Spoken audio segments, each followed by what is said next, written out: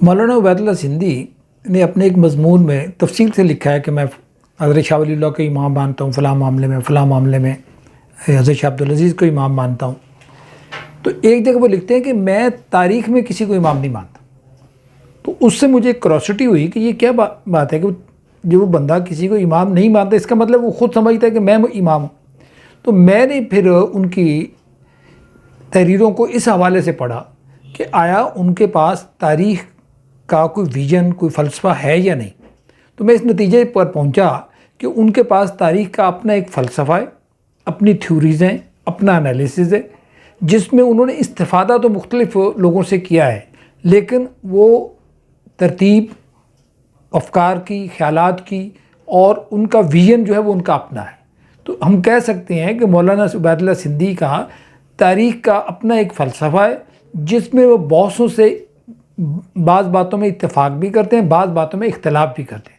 मसलन उन्होंने इब्न खल्दून जैसे बड़े आदमी को चैलेंज किया और बाज़ बातों में उन्होंने अबुल फजल से एग्री किया। तो इसलिए जब कोई बंदा अपना फ़लसफ़ा मुरतब करता है तो अपने से पहलों से वो एग्री भी करता है, अपने पहलों से डिसएग्री भी करता है। तो मौलाना सिंधी का अपना एक फ़लसफ़ा तारीख़ है। अब उन्होंने तारीख़ के फ़लसफ़े मुरतब और मरबूत सूरत में कहीं पेश नहीं किया, लेकिन उनके यहाँ तारीख़ के बारे में इस तरह के जुमले और इस तरह के पैराग्राफ मिल जाते हैं जिनसे हम तारीख़ का एक पूरा फ़लसफ़ा तरतीब दे सकते हैं। तो मैंने ये कोशिश की है उनका फ़लसफ़ा तारीख़ मुरतब सूरत में पेश करने की, और अब क़ारीन ही बता सकते हैं कि मैं अपनी इस कोशिश में कहाँ तक कामयाब हुआ हूँ, कहाँ तक कामयाब नहीं। सिंधी ने तारीख़ इस्लाम को एनालाइज़ किया। पहले एक बात ज़रा मैं वाज़े कर दूँ कि मौलाना सिंधी का बुनियादी जो काम है उसके पीछे सब की उनकी तहरीरों और सब उनकी तकरीरों और उन सब काविशों का कुछ बुनियादी जो टारगेट था, बुनियादी जो उनका एक मकसद था, नस्बुल ऐन था, वो था बर्रे सगीर को डीकॉलोनाइज़ करना। अंग्रेज़ों ने कॉलोनाइज़ किया था सदी तकरीबन वो 1757 में ढाका में उन्होंने, ये बंगाल में उन्होंने फ़तह हासिल की लॉर्ड क्लाइव ने, और फिर चलते चलते 1857 एक सदी तो ईस्ट इंडिया कंपनी की है। 150 सालों से ज़्यादा अरसे में अंग्रेज़ों ने बर्रे सगीर को कॉलोनाइज़ किया था। हज़रत शेखुल हिंद ने जो तर्जुमा कुरान किया है उसका जो हाशिया लिखा है उसमें जो बुनियादी उन्होंने एक इस बर्रे सगीर पर अप्लाई होती है उनकी थ्योरी, वो है डीकॉलोनाइजेशन की थ्योरी है। उन्होंने बर्रे सगीर में अंग्रेज़ों ने जो निज़ाम मलकियत कायम किया था उसको चैलेंज किया हज़रत शेखुल हिंद ने, और मौलाना उबैदुल्लाह सिंधी हज़रत शेखुल हिंद के प्रोग्राम को लेके आगे बढ़े। अब उन्होंने कॉलोनियल थिंकिंग कहीं पेश नहीं की। तारीख़ के कॉलोनियल नज़रियात हमें मिलते हैं बहुत सौ क्या। मसलन आप तारीख़ इस्लाम पढ़ें तो तारीख़ इस्लाम में बहुत सारे ऐसी पीरियड्स हैं जो हमारे लिए मैटर ऑफ प्राइड है। अब बर्रे सगीर के जो तारीख़ लिखने वाले हैं उन्होंने उस दौर को जो मैटर ऑफ प्राइड था हमारे लिए, मतलब बनी उमैया का दौर, बनी अब्बास का दौर, हमारे लिए गिल्ट बना दिया। आप जो है ना बनी उमैया के दौर पर 100 इतराज़ात करते और शर्मिंदा हो जाते। आप बनी अब्बास के दौर पर 100 इतराज़ात करते हैं और शर्मिंदा हो जाते हैं। आप इवन उसके से पीछे चले, जो पीरियड हमारे लिए मैटर ऑफ प्राइड था वो कॉलोनियल थिंकिंग ने, कॉलोनियल माइंड ने उसको गिल्ट बना दिया। मौलाना सिंधी के यहाँ गिल्ट नहीं बनती तारीख़ इस्लाम। अब एक छोटी सी बात मैं कहता हूँ कि आपकी तारीख़ कितनी है। मसलन एक साहब हैं, उन्होंने लिखा है कि खिलाफत राशिदा का दौर वो तो है तारीख़ इस्लाम, और उसके बाद है मुसलमानों की तारीख़ है, तारीख़ इस्लाम नहीं है। और ये बड़ा पॉपुलर हो गया और बड़ा जो है ना वो मीडिया पे बैठ के भी लोग ये बातें करते हैं। भाई बात ये है, ज़रा सोचें कि जिस मिल्लत की 30 साल की तारीख़ है वो तारीख़ साज किरदार क्या अदा करेगी। तो मौलाना सिंधी ने एक ज़माने में कहा था 500 साल की तारीख़ इस्लाम है, और फिर इसके बाद मुझे तो ये महसूस होता है कि खिलाफत उस्मानिया के खात्मे तक की तारीख़ को मैं तारीख़ इस्लाम मानता हूँ। अब मौलाना सिंधी ने एक चीज़ को नज़रअंदाज किया और एक चीज़ को हाईलाइट किया। नज़रअंदाज किस चीज़ को किया? हुक्मरानों के बाहमी टकराव, छोटे छोटे मसाइल, उनकी जो है ना वो खुर्दबीन से उनकी खामियां तलाश करने का काम नहीं किया, कहीं ये काम नहीं किया। कमज़ोरियाँ उनको इनकार भी नहीं किया, कमज़ोरियों पे पर्दा भी नहीं डाला, लेकिन उसको हाईलाइट करने की ज़रूरत महसूस नहीं की। उनके जितना रोल था बस ठीक है। अब उन अदवार में क्या क्या कारनामे हुए, क्या क्या ट्रेंड्स मौजूद हैं, उन अदवार में मुसलमानों ने दुनिया को लीड किस तरह किया, उन अदवार में मुसलमानों ने दुनिया को क्या दिया, और उस तारीख में क्या, इंसानी तारीख में क्या रोल है, ये एक बहुत बड़ा काम था। तो उन्होंने इसको हाईलाइट किया। अब मतलब उन्होंने एक बड़ी खूबसूरत बात की है कि उन्होंने कहा है कि खिलाफत राशिदा वो तो हज़ूर सल्लल्लाहु अलैहि वसल्लम के तरबियत याफ्ता लोग थे, तो वो तो कंटिन्यूटी है दौर नबूवत की। अब मुसलमानों ने अपने तौर पर जो हुकूमत कायम की है वो बनी उमैया का दौर है और बनी अब्बास का दौर है। अब इब्ने खल्दून ने इसको डीरेल किस तरह किया कि इसको बुनियाद असबियत पर रख दी और इसका तारीख़ को भी नुकसान पहुंचा और मुसलमान मिल्लत को भी नुकसान पहुंचा। तो मौलाना सिंधी इसकी बुनियाद असबियत पे नहीं रखते। अच्छा, एक और बात जो उन्होंने बड़ी इंपॉर्टेंट की है वो मैं बाद में अर्ज़ करता हूँ। अच्छा, अब इस तरह तारीख़ हिंदुस्तान है, उसको भी एनालाइज किया। अब देखें मौलाना सिंधी ने किया है, वो पहली बात तो ये है कि हिंदुस्तान का जुग्राफिया क्या है, वो जुग्राफिया को समझते हैं। अब जुग्राफिया समझे बगैर तारीख़ नहीं लिख सकते आप। मतलब तारीख़ फ़रिश्ता की एक बड़ी कमज़ोरी ये बयान की जाती है कि मोहम्मद कासिम फ़रिश्ता जुग्राफिया से पूरी तरह वाकिफ़ नहीं था और उसके नतीजे में कमज़ोरियाँ आई। मौलाना सिंधी जुग्राफिया को पूरी तरह समझते और उनका यहाँ एक डिफरेंट नज़रिया है। वो कहते हैं ये ह्यूमन ज्योग्राफी, इसको मैं कहूँगा कि इंडिया की जो ह्यूमन ज्योग्राफी है उस पर उन्होंने बहुत सोचा और उस पर गौर किया और कुछ नताइज पेश किए।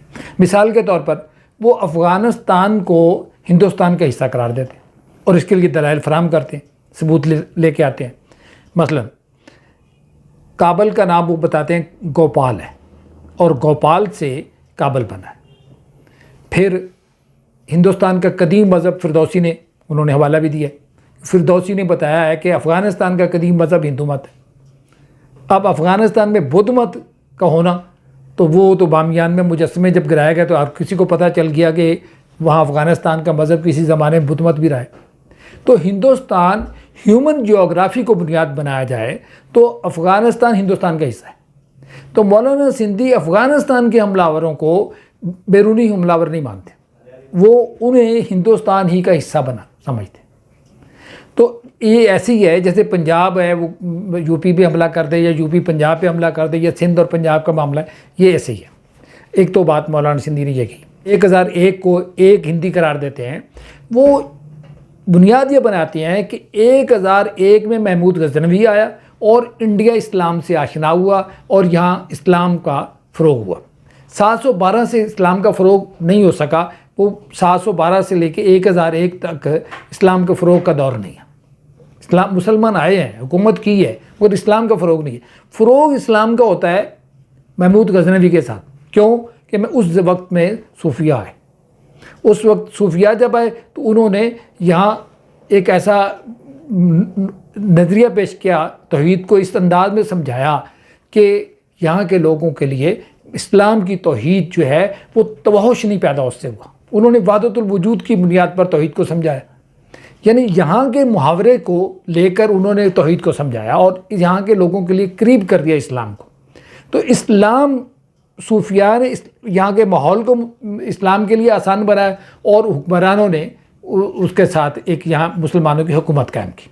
तो इसलिए वो 1001 को इतना बड़ा वाक़या करार देते हैं कि यहाँ से सन शुरू करते हैं। तो अच्छा, अब वो इसको इस्लामी नहीं कहते, हिंदी कहते हैं। क्यों कहते हैं? मौलाना सिंधी माजी को मुर्दा नहीं मानते, वो उसे हाल में ज़िंदा देखते हैं। अब उन्होंने जो तारीख़ का एनालिसिस किया है कि pre Aryan races, Aryan races और पोस्ट आर्यन रेसेस, तो वो हर रेस की यहाँ जो कंट्रीब्यूशन है उसको तस्लीम करते हैं, या इस मुआशरे में उन्होंने कंट्रीब्यूट किया है और इस मुआशरे में जो तहजीब थी उसको एनरिच किया है, उसको ज़्यादा अमीर किया है, उसको दौलत सरवतमंद किया है। तो ये सरवतमंदी जो उन्होंने दी है मुख्तलिफ रेसेस ने, मुख्तलिफ लोगों ने, मुख्तलिफ हमलावरों ने, मुख्तलिफ सूफियों ने, मुख्तलिफ शायरों ने, फ़नकारों ने, दानश्वरों ने, तो वो उसको एक मीरास मानते हैं ऐसी जिसको वो ओन करते हैं, और उस मीरास को वो नेगेट करने के लिए तैयार नहीं है।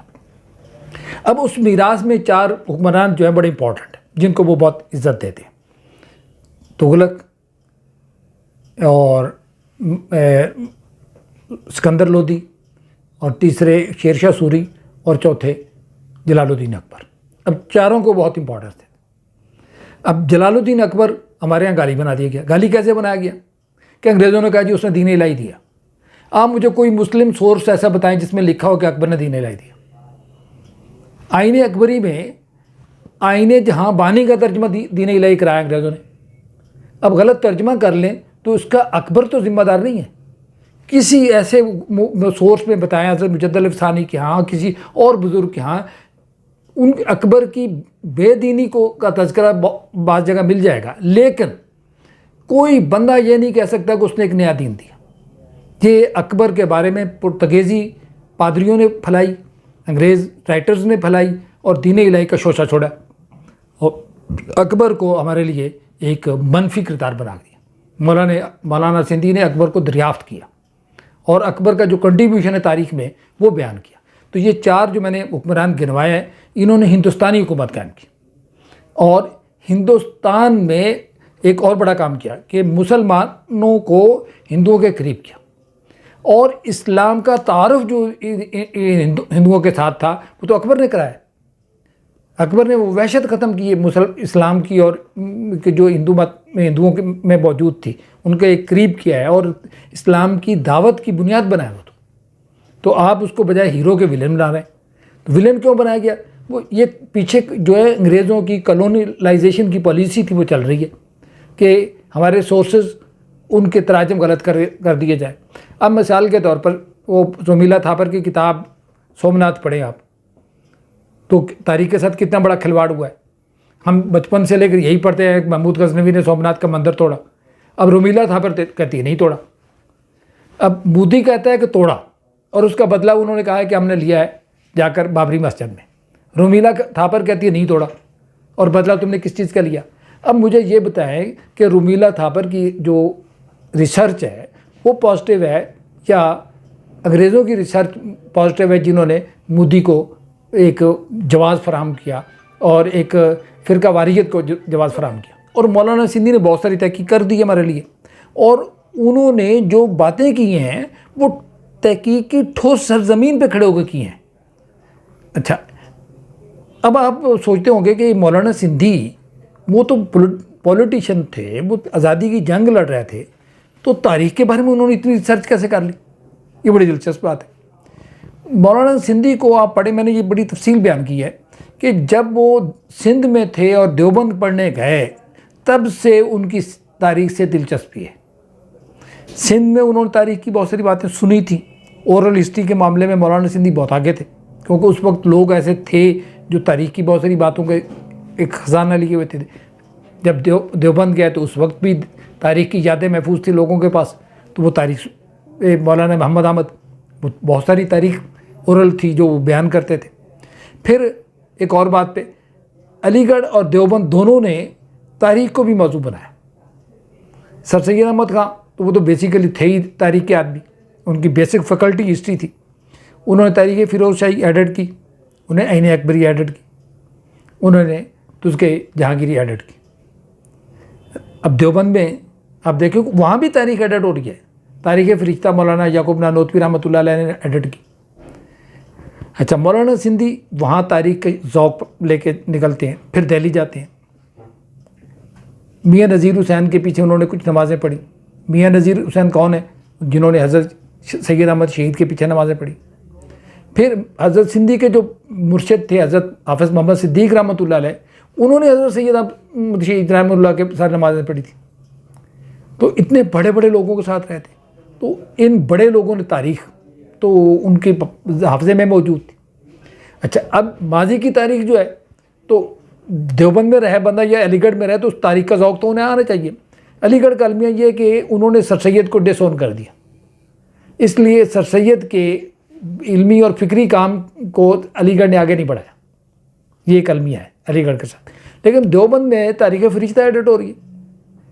अच्छा, हज़रत शायखुल हिंद के यहाँ भी तारीख़ का और अदब का ज़ौक़ है। हज़रत सिंधी जब सिंध में आते हैं तो उन्होंने पीर झंडों की लाइब्रेरी से बहुत सारी किताबें लेके पढ़ी। फिर उनका एक ज़ौक़ देखे, बाइबल को उन्होंने बड़े ध्यान से पढ़ा है। उनकी तफसीर अल मकामुल महमूद में आपको बाइबल के बेपनाह हवाले मिलेंगे। तो बाइबल तो तारीख़ इंसानी का बहुत बड़ा सोर्स है। अच्छा, इसी तरह और बहुत सारी तारीख़ की किताबें जो मौलाना सिंधी ने पढ़ी। फिर उन्होंने मतलब अल कामिल जो इब्ने असीर की है, सॉरी असीर की जो अल कामिल है वो उन्होंने तारीख़ की के लिए माखज़ लिसानियात से भी लेते हैं, तारीख़ की किताबों से भी लेते हैं, अदब से भी लेते हैं, और इसके बाद वो तारीख़ को आम आदमी की तक लेके जाते हैं।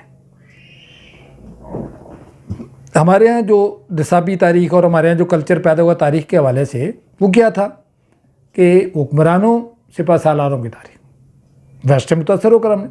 अच्छा, अब वेस्ट उससे आगे निकल गया और मौलाना सिंधी उस वक्त ये बात कह रहे थे जब वेस्ट अभी इस तरफ ध्यान आहिस्ता आहिस्ता चल रहा था कि तारीख़ सिर्फ हुक्मरानों और सिपा सालारों और फातिहीन की नहीं होती, आम आदमी की तारीख़ भी होती है, और आम आदमी को तारीख़ में हम नज़रअंदाज ना करें। सिंधी इस्लाम के बारे में इस तरह का तसव्वुर नहीं रखते थे कि ये माजी का हिस्सा है और हम इसे दरियाफ्त करेंगे।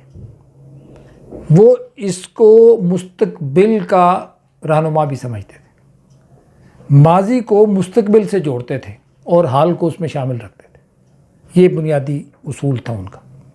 वो इस्लाम को मुस्तकबिल का रहनुमा, रहबर और सूरतगर बनाते थे, समझते भी थे और सूरतगर के तौर पर देखते भी थे। माजी का हिस्सा नहीं बनाते कि ये कहीं माजी में था और इसे हम दरियाफ्त कर लें। ये मुसलसल आ रहा है। सूफिया के जो सलासिल हैं, आप देखें कि जब आपका सिलसिला अगर कहीं से टूट गया है तो सवाब तक नहीं आएगा। कोई ऐसा सूफ़ी फ़कीर ऐसा नहीं है जिसका सिलसिला हजूर तक मुसलसल ना हो। कोई ऐसा मुहद्दिस नहीं है जिसका सिलसिला आज से हजूर तक मुसलसल ना हो। कोई फ़कीह ऐसा नहीं है जिसका सिलसिला आज से हज़रत इमाम अबू हनीफा, हज़रत अब्दुल्ला इब्न मसूद, हज़रत अम्माद, हज़रत अब्दुल्ला इब्न मसूद, हज़रत उमर फ़ारूक और हजूर तक मुसलसल ना हो। कोई कारी ऐसा नहीं है जिसका सिलसिला हजूर तक मुसलसल ना हो। तो ये सिलसिला अगर मुसलसल नहीं है तो आप दीन ही नहीं है। तो मौलाना सिंधी दीन को एक रवायत के तसलसल में देखते थे और उसको मुस्तकबिल का सूरतगर भी देखते थे। अब यहाँ देखें कि जब मौलाना सिंधी यहाँ से जा रहे हैं इंडिया, अफ़गानिस्तान जा रहे हैं, इंडिया से अफ़गानिस्तान जाते हैं 1915 में, तो वहाँ जाकर पता चलता है कि मैं जो मिल्लत इस्लामी का कॉन्सेप्ट लेके आया हूँ इसकी तो कोई बुनियाद ही हिल गई है। अब वहाँ क्या हुआ, वहाँ रहते हुए उनका जो रेशमी रुमाल तहरीक का जो मंसूबा था उसकी बुनियाद क्या थी? खिलाफत तुर्की थी। अब तुर्की खिलाफत टूट रही है। जब तुर्की खिलाफत ही नहीं रही तो आपकी सारी की सारी जो है प्लानिंग वो सारी फेल हो गई। अब सारी प्लानिंग फेल होने के बाद उन्होंने ज़रूरी था कि वो अपने लिए एक नया प्रोग्राम तरतीब दें। नया प्रोग्राम किस तरह तरतीब दिया? उन्होंने देखा कि यहाँ बुनियाद क्या है, तो पता चला कि मिल्लत इस्लामी जो कॉन्सेप्ट लेके मैं आया हूँ वो तो यहाँ कहीं नहीं है। यहाँ अफ़गान है, तुर्क है, अरब है, ईरानी है। तो उन्होंने कहा मैं हिंदुस्तानी। अच्छा, अब यहाँ एक बड़ी बेवकूफ़ाना बात की जाती है कि मुसलमान और इंडियन इसको मुतजाद बनाया जाता है। अब पाकिस्तानी और मुस्लिम, बुनियादी बात यह है कि उलमाए बशरियात और उलमाए समाजियात का इस पर इत्तेफाक है कि एक फ़र्द मल्टीपल आइडेंटिटीज़ रखता है। मैं एट ए टाइम लाहौरी भी हूँ, मैं एट ए टाइम पंजाबी भी हूँ, मैं एट ए टाइम पाकिस्तानी भी हूँ, मैं एट ए टाइम मुसलमान भी हूँ, और एट ए टाइम मैं किसी फ़कीह को मानने वाला भी हूँ, मैं किसी मुहद्दिस को मानने वाला भी हूँ, मैं किसी मुतकल्लिम को मानने वाला भी। अब मिसाल के तौर पर किसी से पूछें कि भाई आप फ़िकी एतबार से क्या है, तो वो कहेगा मैं हनफी हूँ। तो अगला सवाल करें कि आप इल्म कलाम में क्या है, तो वो कहेगा मैं मातरीदी हूँ। अब मातरीदी और हनफी का तजाद आप बना सकते हैं? नहीं बना सकते। तो इसी तरह मेरा पाकिस्तानी होना और मेरा मुसलमान होना, इसमें तजाद कोई नहीं है। तो ये तजाद हमारे यहाँ बनाया जाता है और ये आमखाना बात है, इसके लिए कोई ज़्यादा बहस की ज़रूरत नहीं है। अब मौलाना सिंधी ने कहा कि मैं हिंदुस्तानी हूँ, मैं मुसलमान, और यही शनाख्त लेकर वो साल तक इंडिया से बाहर रहे। अच्छा, अब उन्होंने देखा कि वर्ल्ड में जो दौर आ गया है वो क्या है? वो दौर है कौमी जमहूरियत। अब कौमियत क्या है और जमहूरियत क्या है? जमहूरियत को किसी फ़लसफ़े ने पैदा नहीं किया और कौम को भी किसी फ़लसफ़े ने पैदा नहीं किया। कौम की डेफिनेशन करें और किसी नज़रिए से जोड़ें, ये गलत बात है। जमहूरियत को आप एक डेफिनेशन करते हैं और इसे किसी नज़रिए का नतीजा करार देते हैं। भाई फ़लसफ़े कभी डोमिनेट नहीं किया करते इंसानी ज़िंदगी पर। समाजी अमल, सोशल डेवलपमेंट, समाज का इर्तका जो है वो कोई नज़रिया पॉपुलर कराता है, वो एक सिस्टम को बनाता है। समाज का इर्तका सिस्टम को कोई फ़लसफ़ा नहीं बनाया करता। फ़लसफ़े में इतनी जान नहीं होती कि वो एक सिस्टम बना दे। सोशल डेवलपमेंट, हिस्टोरिकल डेवलपमेंट, ये एक ऐसी चीज़ है जो एक सिस्टम बनाती। अब यूरोप में जो कौमियतों का तस्वर आया वो पापा रोम के मुकाबले में आया, और जो जमहूरियत आई वो वहाँ की सोशल डेवलपमेंट का नतीजा थी, जिसने इंसानों को ये हक दिया कि वो अपने आप पर हुकूमत करें। अब ये किसी फ़लसफ़े का नतीजा कहाँ से हो गई? फ़लसफ़ा इसको प्रोटेक्ट कर सकता, इसको सपोर्ट कर सकता है, ज़्यादा से ज़्यादा इसकी तायीद कर सकता है, लेकिन इसको पैदा नहीं कर सकता। फ़लसफ़े में इतनी ताकत होती ही नहीं है। फ़लसफ़ा माशरे की अक़लियत में रहता है, इससे नीचे तो जा ही नहीं सकता।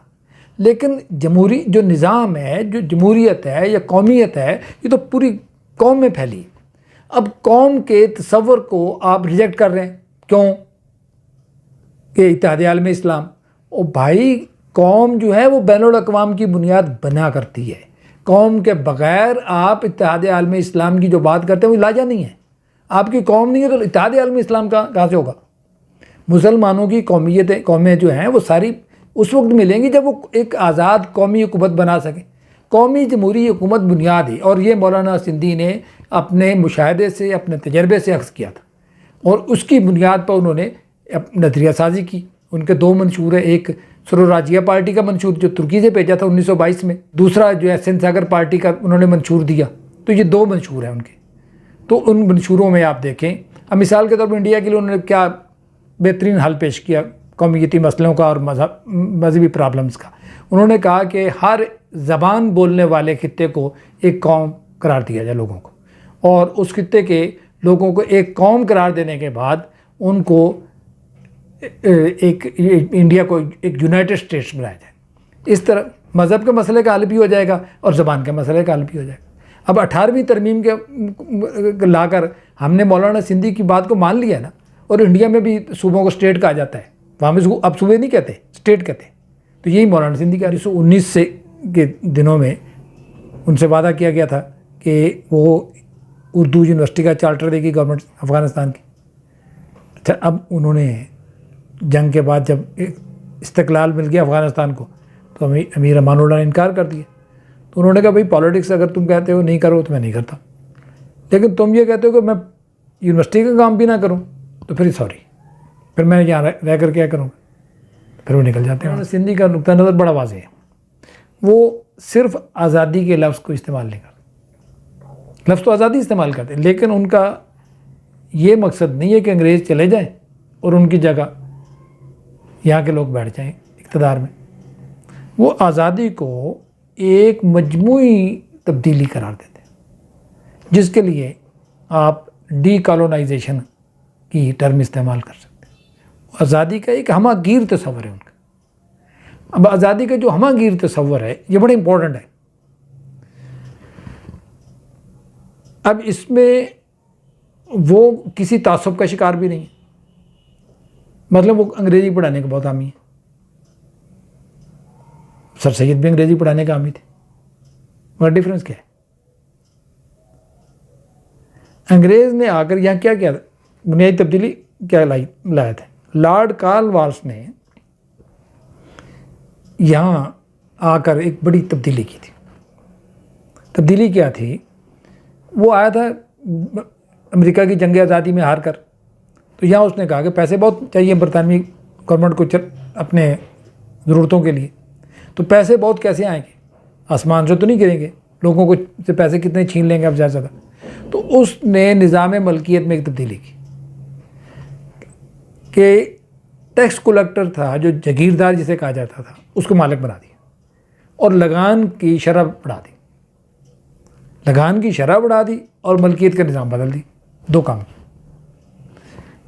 अब मौलाना सिंधी इस नई मलकियत की जो तस्वीर है, जो शक्ल बनती है, उसके ख़िलाफ़ है। और मौलाना सिंधी नहीं मुखालिफ, उनके उस्ताद भी मुखालिफ हैं। अब ये दोनों उस्ताद शागिर्द, हज़रत शेखुल हिंद भी मौलाना सिंधी भी, ये हज़रत शाह अब्दुल अज़ीज़ को हवाला बनाते, हज़रत काज़ी सनाउल्लाह पानीपती को हवाला बनाते। ये ईस्ट इंडिया कंपनी के कब्ज़े से पहले का नुक्ता नज़र जो है उसको लेकर खड़े। अब निज़ाम मलकियत में जो तब्दीली आई है, कुछ लोग उस तब्दीली को तस्लीम करते और उस तब्दीली को तस्लीम करके फ़िकी मसाइल पेश कर रहे हैं। तब्दीली को अगर आप तस्लीम कर लें तो आपने कॉलोनियलाइजेशन को एक शरई जवाज़ मुहैया कर दी, एक शरई बुनियाद फराहम कर दी। तो निज़ाम मलकियत की ये तब्दीली जो है, इसको हज़रत शेखुल हिंद ने भी चैलेंज किया, हज़रत सिंधी ने भी चैलेंज किया, मौलाना हिफ्ज़ुर रहमान सोहारवी ने भी चैलेंज किया। अब देखें, मौलाना अबुल आला मौदूदी ने मौलाना हिफ्ज़ुर रहमान सोहारवी की किताब पर कितनी सख्त तनकीद की। कसूर उनका क्या था? उन्होंने हज़रत शाह अब्दुल अज़ीज़ और हज़रत काज़ी सनाउल्लाह पानीपती के फतावे की बुनियाद पर बात की थी ना निज़ाम मलकियत की। यही काम हज़रत मौलाना सिंधी ने किया था। हज़रत शेखुल हिंद पे तनकीद करना ये मुश्किल था, ये हिम्मत नहीं पड़ी किसी की। अब ये बेचारे जो है मौलाना हिफ्ज़ुर रहमान सोहारवी और मौलाना सिंधी, ये उस्ताद की बात कर रहे हैं हज़रत शेखुल हिंद की। अब तनकीद करनी तो हज़रत शेख पे करें, उन पे तनकीद करने की किसी की हिम्मत नहीं है। तनकीद करके तो देखें, पता चल जाएगा। अब हुआ क्या कि मौलाना अबुल आला मौदूदी, मौलाना मुफ्ती मोहम्मद शफ़ी, इनका नुक्ता नज़र क्या है? ये लॉर्ड कॉर्नवालिस के निज़ाम मलकियत को मान के चलते हैं। हज़रत शेखुल हिंद, मौलाना सिंधी, मौलाना मदनी, मौलाना हिफ्ज़ुर रहमान सोहारवी उसकी नफ़ी करके चलते हैं। उस निज़ाम मलकियत की नफ़ी के नतीजे में जो एक मुआशरा तश्कील पाएगा वो और होगा। उस निज़ाम मलकियत की तस्दीक करके, तायीद करके जो मुआशरा तश्कील पाएगा वो और होगा। अंग्रेज़ चला जब भी जाएगा तो मुआशरा तो कॉलोनाइज्ड है और वह रहेगा जिस तरह आज है, कॉलोनाइज्ड है। इसको डीकॉलोनाइज तो नहीं आप कर सकते जब तक उस निज़ाम मलकियत की नफ़ी नहीं करते। तो वो मौलाना सिंधी ने यही काम किया था, और वो इस मामले में पहले आदमी नहीं है, उनके उस्ताद पहले हैं, और उनके उस्ताद ने अपने आप को हज़रत शाह अब्दुल अज़ीज़ से जोड़ा था। ये एक बुनियादी बात है। अच्छा, अब वो अंग्रेज़ी पढ़ाने के हक़ में, तो उनसे प्रोफेसर सरवर साहब ने सवाल किया कि जी सर सैयद भी अंग्रेज़ी पढ़ाने की बात करते थे। उन्होंने फरमाया कि सर सैयद एलीट को अंग्रेज़ी पढ़ाते थे, मैं मज़दूर किसान को अंग्रेज़ी पढ़ाऊँ। तो मज़दूर किसान को उठाना जो है ये सोसाइटी को डीकॉलोनाइज करना है, और मज़दूर किसान को दबाना और इशराफिया को बढ़ाना ये कॉलोनाइजेशन है। सीधी सीधी बात है। तो मौलाना सिंधी मज़दूर किसान को अंग्रेज़ी भी पढ़ाने के हक़ में थे, और अंग्रेज़ी से आगे एक बात, वो जदीद उलूम पढ़ाने के हक़ में थे। हमारे यहाँ जदीद उलूम के नाम पर जो कुछ पढ़ाया जाता है वो कितना जदीद है और कितना कदीम है, ये भी एक बहस का सवाल है। इस पर बहस होनी चाहिए कि हमारे यहाँ जो जदीद तालीमी इदारे जिन्हें कहा जाता है उनमें जो कुछ पढ़ाया जाता है वो जदीद है। दूसरी बात, मौलाना सिंधी एजुकेशन को रिसर्च से जोड़ते हैं। मौलाना सिंधी एजुकेशन को घर तक लेके जा। मौलाना सिंधी ने जो काबल में उर्दू यूनिवर्सिटी बनाने का जो एक कॉन्स्टिट्यूशन दिया था उससे पढ़े। उसमें वो मखसूस लोगों को पढ़ाने के लिए नहीं है, वो मखसूस लोगों को पढ़ाने का प्रोग्राम नहीं है, वो पूरे अफ़गानिस्तान को पढ़ाने का प्रोग्राम है। वो पूरे अफ़गानिस्तान के मर्द औरत बच्चे हर एक को पढ़ाने का प्रोग्राम है। ओपन यूनिवर्सिटी का कॉन्सेप्ट भी उसमें है। फासलाती निज़ाम तालीम जो 1970 की दहाई में पाकिस्तान में इंट्रोड्यूस हुआ है, ये मौलाना सिंधी के उस किताबचे में लिखा हुआ है। फिर मौलाना सिंधी सिर्फ जनरल एजुकेशन की नहीं है, साइंस की, ज़राअत की, सनती तालीम, पूरा उसको एक फैला हुआ तस्वर लेके आते हैं। तो वो पूरा का पूरा निज़ाम तालीम अगर हम अपने यहाँ ले आएंगे तो वो निज़ाम तालीम सोसाइटी को डीकॉलोनाइज़ करेगा। और जो निज़ाम तालीम हमने रखा हुआ है ये सोसाइटी को गुलामदाराना समाज बना कर रखा हुआ है इससे। और क्या इसमें, हमारी सोसाइटी तो आगे नहीं बढ़ रही। तो सोसाइटी आगे नहीं बढ़ेगी तो आप मुस्तकबिल में कैसे जाएंगे, ये बहुत बड़ा सवाल है, आप प्रॉब्लम है आपके लिए। तो ये मौलाना सिंधी का वो जो कॉन्स्टिट्यूशन है यूनिवर्सिटी का उसको पढ़ें और वो आज के हमारे दौर से रेलेवेंट। तो मौलाना सिंधी में इनफरादियत ये थी कि वो सिर्फ एक फ़िरके या एक ग्रोह में महदूद नहीं थी।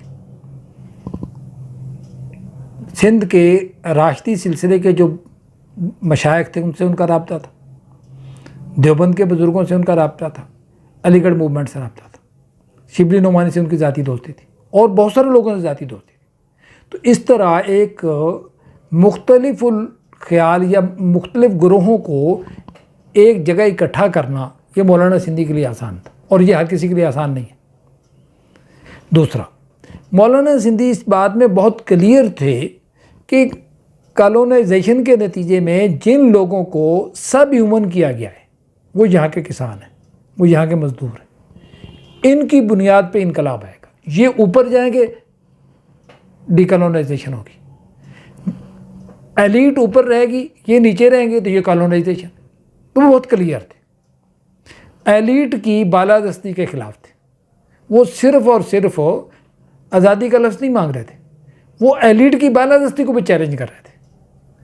एक तो हिंदुस्तान के मुख्तलिफ ग्रोहों का एक निज़ाम तवाफ़ुक़ जो है एक फेडरेशन बना सकते थे, फ़िक्री तौर पर, नज़री तौर पर, पॉलिटिकली, अमली तौर पर। और उन्होंने सिंध में जो तालीमी काम किया उनके आखिरी दिनों की जो स्ट्रगल है वो देखें तो आपको वाज़े नज़र आएगा कि पूरे सिंध को लेके चल रहे हैं, सिंध के सारे लोगों को लेके चल रहे हैं। उनके यहाँ तो ना कोई फ़िरके की तफरीक है, ना कोई तबके की तफरीक है। तो वो कम अज़ कम प्रोग्राम भी उनका क्लियर था, ज़्यादा से ज़्यादा प्रोग्राम भी क्लियर था। तो वो नीचे वाले तबके को ऊपर ले जाना चाहते थे। ये एक यानी पहली बात ये कि वो मुख्तलिफ ग्रोहों का निज़ाम तवाफ़ुक़ बना सकते थे। दूसरा, वो नीचे वाले तबके को साथ लेकर इनकलाब लाना चाहते थे। तीसरे, उनका जो पॉलिटिकल शऊर था वो इतना बड़ा हुआ था कि अंग्रेज़ उनसे खौफज़दा थे। उनके साथ कंप्रोमाइज़ करने के लिए उनके पास कोई बुनियाद नहीं थी। वो किसी तरह वो जो है ना उनके काबू नहीं आ सकते थे। मौलाना सिंधी अंग्रेज़ के किसी तरह भी काबू नहीं आ सकते। लिहाजा एक ही हल था मौलाना सिंधी से जान बचाने का कि उन्हें इंडिया ना आने दिया जाए। और जब आने दिया गया तो उससे पहले प्रोग्राम पूरा प्लान कर लिया गया कि उन्हें कम्युनिस्ट कहकर मशहूर और बदनाम कर दिया जाए ताकि वो सोसाइटी में कोई तब्दीली लाने के काबिल ना रह सके। आज भी जो एलीट के उलमा हैं, एलीट के लिए काम करने वाले हैं, कॉलोनाइजेशन के जो नज़रिया साज फुक़हा हैं और उलमा हैं, वो आज भी मौलाना सिंधी को कम्युनिस्ट होने की गाली देते हैं। हालांकि उन उलमा को ये पता नहीं है कि कम्युनिज़म होता क्या। उन उलमा ने इकनॉमिक्स पढ़ी ही नहीं है। अगर उन्होंने बीए तक या कहीं बीए के लेवल का इकनॉमिक्स पढ़ी है तो ये उनकी हमाकत है और यह बेखबरी है कि वो ख़ुद को इकनॉमिक्स के आलम कहते हैं। इकनॉमिक्स का इल्म मैं तब मानूंगा कि जब हमारे सिलेबस की इकनॉमिक्स जो कि सरमायादाराना इकनॉमिक्स है उसको पढ़ने के बाद उसके पर क्रिटिसिज्म भी पढ़े, और उसके क्रिटिसिज्म पढ़ने के बाद आप इस काबिल हो सकेंगे कि आप कहें कि जो इकनॉमिक्स आती है। अदरवाइज़ कैसे आप कह सकते हैं कि आपको इकनॉमिक्स आती है? तो ये मौलाना सिंधी के जो गुनाह थे जिसकी वजह से अंग्रेज़ उन्हें कहीं बर्र सगीर में आने की इजाज़त देने के लिए तैयार नहीं थी। इसके बावजूद मौलाना सिंधी हर शर्त को मानकर इंडिया आए ताकि अपना काम शुरू कर सकें।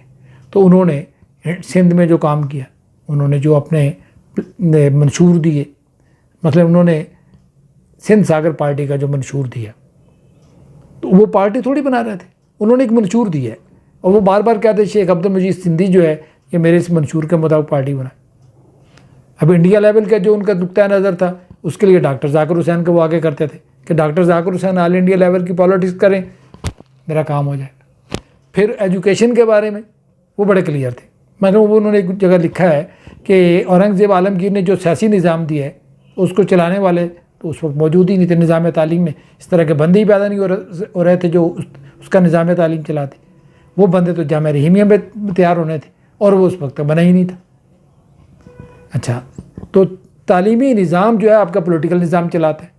तो डॉक्टर जाकिर हुसैन जामिया में थे, तो जामिया के निज़ाम तालीम को मौलाना सिंधी ने अपना निज़ाम तालीम ठहराया।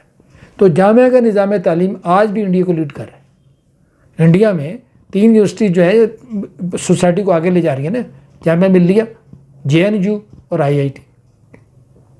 तो निज़ाम तालीम जामिया का, पॉलिटिक्स सिंध लेवल पर शेख अब्दुल मजीद सिंधी करे, फेडरल लेवल पर डॉक्टर जाकिर हुसैन करे। तो इस तरह वो तब्दीली के लिए उन्होंने कितने साल रहे हैं? 5 साल। 39 में आए, 44 में फौत हो गए, और वो उसमें भी बीमारियाँ, पूरे 5 साल भी नहीं है। तो इन 5 सालों में उन्होंने कितना काम किया है? तो अगर वो 5 साल पहले आ जाते तो उनका काम कितना ज़्यादा होता?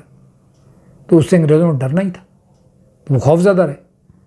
तो ये तो खान बहादुर अल्लाह बख्श सोमरो को हम सलूट करेंगे कि जो ही सिंध में उनकी हुकूमत कायम हुई, उन्होंने कहा कि मौलाना सिंधी को वापस बुलाया जाए, और उन्होंने इस इनिशिएट किया। और अल्लाह ताला उन्हें गरी की रहमत करे और उनकी कब्र को ठंडा करे, खान बहादुर अल्लाह बख्श सोमरो की कब्र को, और अल्लाह पाक जो है जज़ाए खैर दे सिंध असम्बली के उन मेंबरान को जिन्होंने मौलाना सिंधी को इंडिया आने में तावन किया, और उन्होंने अपनी फ़िक्र यहाँ शागिर्दों के ज़रिए यहाँ फैलाई, और आज हम मौलाना सिंधी की फ़िक्र से आशना हैं, और इसी सिलसिले में मैं ये किताब लिख सका हूँ। तो अल्लाह ताला इन सब लोगों को जज़ाए खैर दे जिनके ज़रिए मौलाना सिंधी के अफ़कार और रूम मुझ तक पहुँचे हैं, और अल्लाह पाक मेरे इस काम को कबूल फरमाए।